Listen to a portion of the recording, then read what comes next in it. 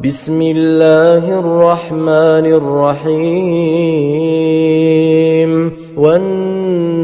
والنازعات غرقا والناشطات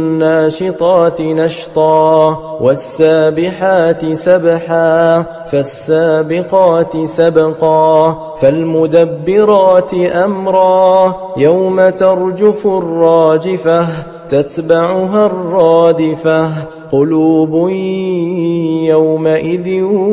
واجفة أبصارها خاشعة يقولون أئنا لمردودون في الحافرة أئذا كنا عظاما نخرة قالوا تلك إذا كرة خاسرة فإنما هي زجرة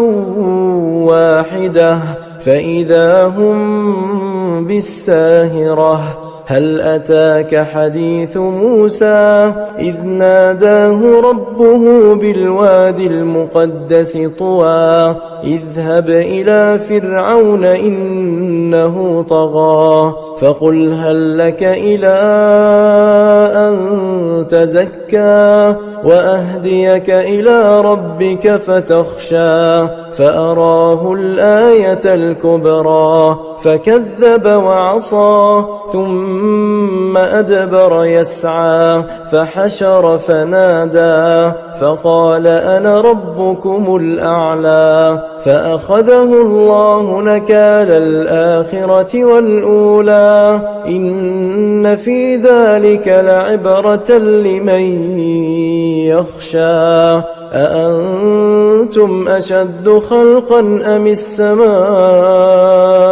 بناها رفع سمكها فسواها وأغطش ليلها وأخرج ضحاها والأرض بعد ذلك دحاها أخرج منها ماءها ومرعاها والجبال أرساها متاعا لكم ولأنعامكم فإذا جاءت الطامة الكبرى يوم يتذكر الإنسان ما سعى وبرزت الجحيم لمن يرى فأما من